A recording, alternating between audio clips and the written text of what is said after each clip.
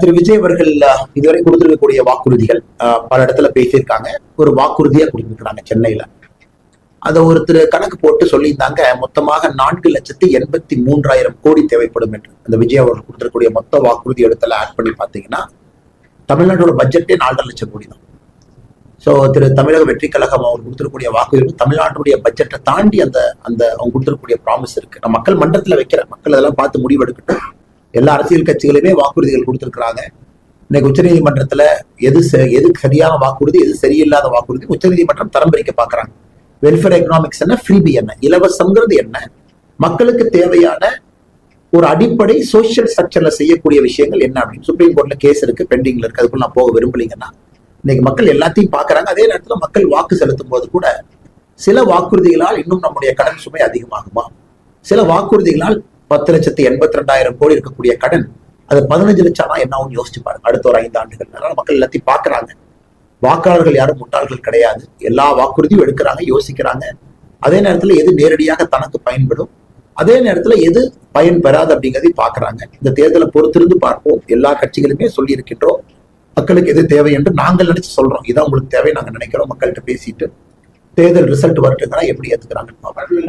சென்னைக்கு சிறப்பு தேர்தல் அறிக்கை வெளியிட்டிருக்காங்க. சென்னைக்கு சிறப்பு 6 சிறப்பு தேர்தல் அறிக்கை திமுக. அதை பத்தி ஆனா நான் நாளைக்கு தான் சென்னை போறேங்கன்னா, சென்னை பிரச்சாரம் நாளைக்கு தான் இருக்கு. நான் இன்னும் பார்க்கலீங்க. நான் காலையில இருந்து நான் இங்கதான் சுற்றுப்பயணத்துல இருக்காங்கன்னா, நாளைக்கு நான் சென்னையில பத்திரிகையாளர்களை பார்க்கும்போது கண்டிப்பா நான் பேசுறேன்.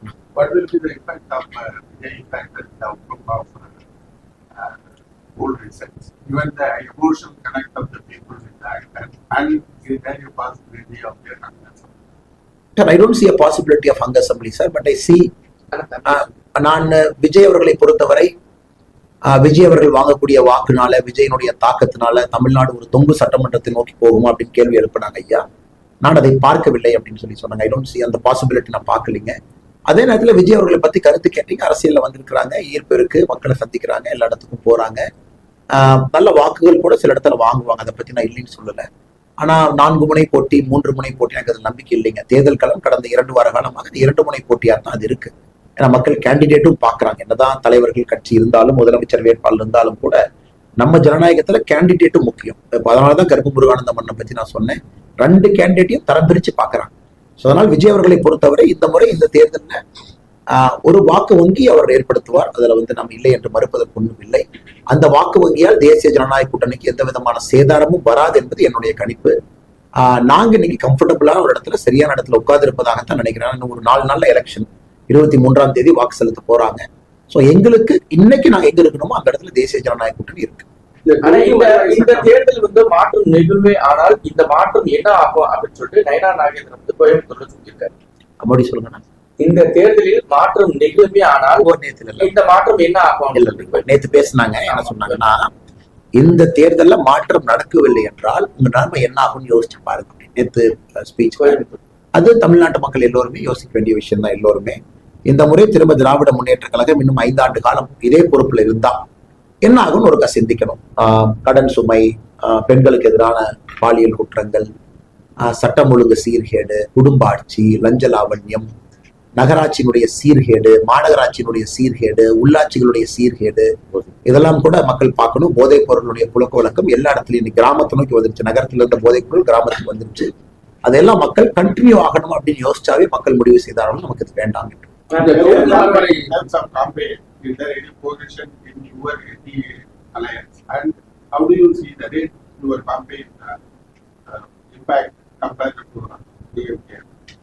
திராவிட முன்னேற்ற கழகத்தை பொறுத்தவரை அவர்களுக்குள்ள எந்த ஒருங்கிணைப்பும் இல்லை என்றுதான் பார்க்கின்றேன். காரணம், நேற்று ராகுல் காந்தி அவங்க வந்திருந்தாங்க.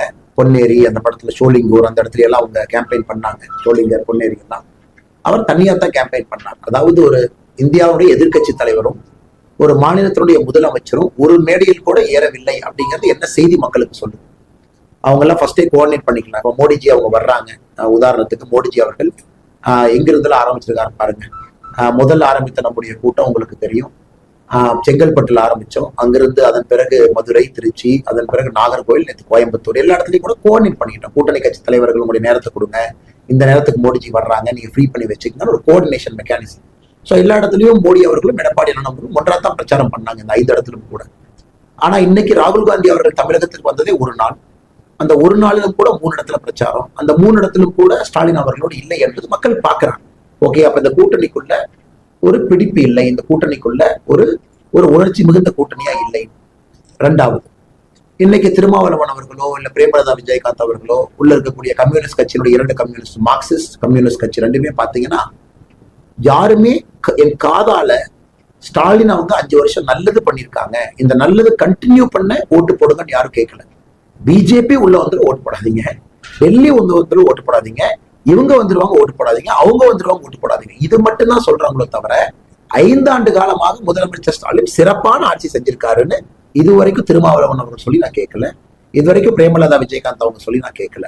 ஸோ ஓட்டு வந்து ஒரு பாசிட்டிவா கேட்கணும், ஒரு கவர்மெண்ட் கண்டினியூ ஆகணும். இந்தியா ஃபுல்லா நம்ம பாக்குறோம், நிறைய இடத்துல கவர்மெண்ட் ரிப்பீட் ஆகுதுன்னா பாசிட்டிவ் ஓட்டா தான் ரிப்பீட் பண்ண முடியும், நெகட்டிவ் ஓட்ல ரிப்பீட் ஆகாதுங்க. அது அரசியல் சரித்திரம். பாசிட்டிவ் ஓட் நாங்க இதை பண்ணிருக்கோம், எங்களுக்கு வாய்ப்பு கொடுங்க.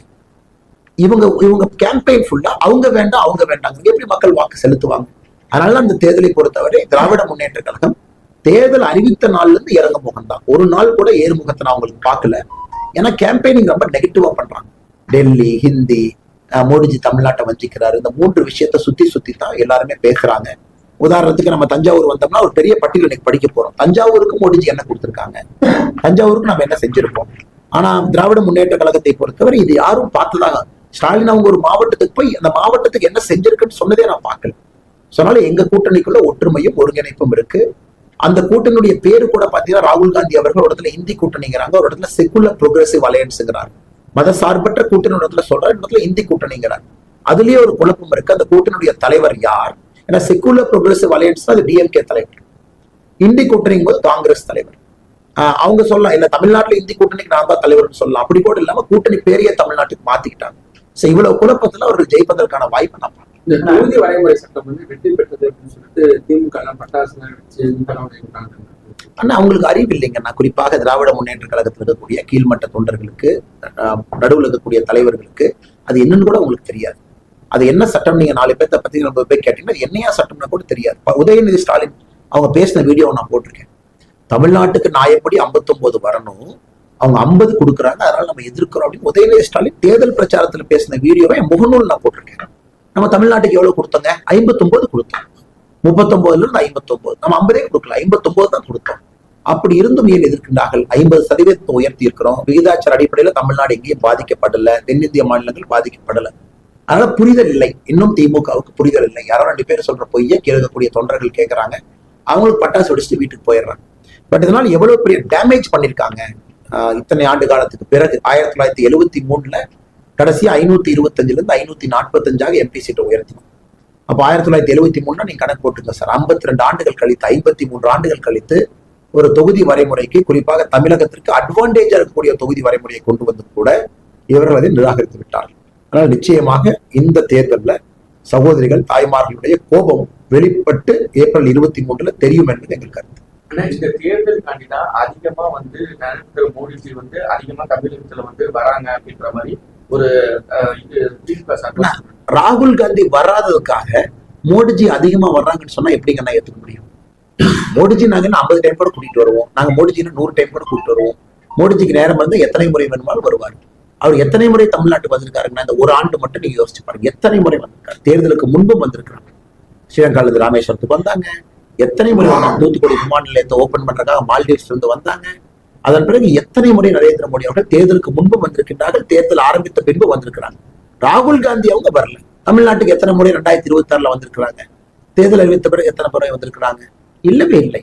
ஆனா ராகுல் காந்தி வராததை மறைப்பதற்காக மோடிஜி அடிக்கடி வர்றாருன்னா அந்த நியாயத்தை எப்படி ஏத்துக்க முடியுங்கண்ணா? With respect to delegation, Priyanka Gandhi has said that she is ready to accept the women reservation bill. She is ready to accept it with the existing number of seats. That is not possible, sir. Existing number of seat 543. அதாவது இன்னைக்கு நடைமுறையில் இருக்கக்கூடிய 543 பாராளுமன்ற உறுப்பினர்ல நீங்க இன்னைக்கு 1/3 கொண்டு வரணும். பிராக்டிக்கலா பேசுவோம் சார். அந்த 1/3 எதை கொண்டு வருவீங்க? இன்னைக்கு ஒரு உதாரணத்துக்கு ராகுல் காந்தி இருக்கிற சீட் எடுத்துக்கலாங்க ஐயா.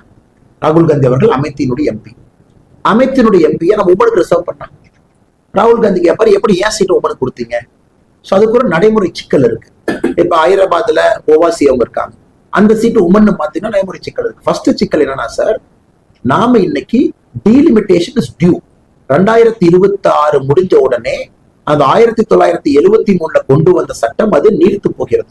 2026க்கு பிறகு நடக்கக்கூடிய தேர்தல் நாம அரசியலமைப்பு சட்டத்துல எப்பவோ சொல்லிட்டோம். 1976 சொல்லியிருக்கோம், 1976 அரசியலமைப்பு சட்டத்துல சொல்லி இருக்கிறோம். அப்ப என்ன சொன்னோம்னா இன்னும் 25 ஆண்டுகள் கழித்தோம்னா 1976 25 1991 முடியும் பொழுது இன்னைக்கு இருக்கக்கூடிய 543 ரிவ்யூ பண்ணி சென்சஸ் அடிப்படையில் அதிகப்படுத்தணும். 91 வரும் பொழுது 2001, அப்ப 1976 25 வருஷம் 2001 சாரி 91 2001 வாஜ்பாய் ஐயா இருந்தாங்க. அவங்க மறுபடியும் 25 வருஷத்தை எக்ஸ்டெண்ட் பண்ணாங்க. 2001 25 ஆட் பண்ணி 2026. ஸோ 2026க்கு அப்புறம் நீங்க அதை செஞ்சுதான் ஆகணும். மறுபடியும் 25 வருஷம் இழுத்தீங்கன்னாங்க ஐயா. இன்னைக்கே 30 லட்சம் பேருக்கு ஒரு எம்பி. இன்னைக்கு எம்பியை மக்கள் பேப்பர்ல ரிப்பன் கட் பண்றதுதான் பாக்குறாங்க. யாருமே எம்பியை நேர்ல பாக்குற கூட யாருக்கு வழி இல்லை. அதனால இன்னைக்கு எம்பிக்களுடைய எண்ணிக்கை உயர வேண்டும் என்பது காமன் சென்ஸ். அது உயரும் பொழுது அங்க சகோதரிகளுக்கான கோட்டாவை கொண்டு வர வேண்டும் என்பதும் காமன் சென்ஸ். ஏன்னா 2009 குஜராத்ல 50% உள்ளாட்சியில சகோதரிகளுக்கு ரிசர்வேஷன் மோடிஜி கொடுத்தாங்க. 2016 பிப்ரவரியில ஜெயலலிதா அம்மா இங்க கொடுத்தாங்க. அதனால இந்தியாவை பொறுத்தவரை நம்ம ரிசர்வேஷன் லோக்கல் பாடியில கொடுத்துட்டோம். அடுத்த லெவல் அசம்பிளிக்கு லோக்சபாக்கு வர்றது நடைமுறை இது. அதனால எதற்கு பிரியங்கா காந்தி அவர்களோ மூத்த தலைவர்களோ இதை எதிர்க்கின்றார்கள் என்று புரியல. இல்ல விகிதாச்சாரம் குறைஞ்சிருச்சு, 2011 சென்சஸ் பண்ணி கொடுத்திருந்தா நானுமே அப்ஜெக்ட் பண்ணிருக்கேன். நீங்க 2011 சென்சஸ் அடிப்படையில தான் நாங்க விகிதாச்சாரம் பிரிப்போம்னா நானும் அப்ஜெக்ட் பண்ணுவேன். என்ன சொல்லுவேன், எப்படி எங்க ஊருக்கு நீங்க கம்மியா கொடுக்குறீங்க? சென்சஸ் பொறுத்த வரைக்கும் நாங்கெல்லாம் பாப்புலேஷனை கண்ட்ரோல் பண்ணிருக்கோம், அப்ப நீங்க நார்த்துக்கு அதிகமா. அப்படி இல்லை. இன்னைக்கு நம்ம சொல்வது எல்லோருக்கும் 50% உயர்வு. இது யாருக்கும் பிரச்சனை ஏற்படுத்தாத பொழுது எதற்காக காங்கிரஸ் கட்சி விதண்டாவாதம் செய்கின்றார்கள் என்பதுதான் பொதுமக்களுடைய கேள்வி.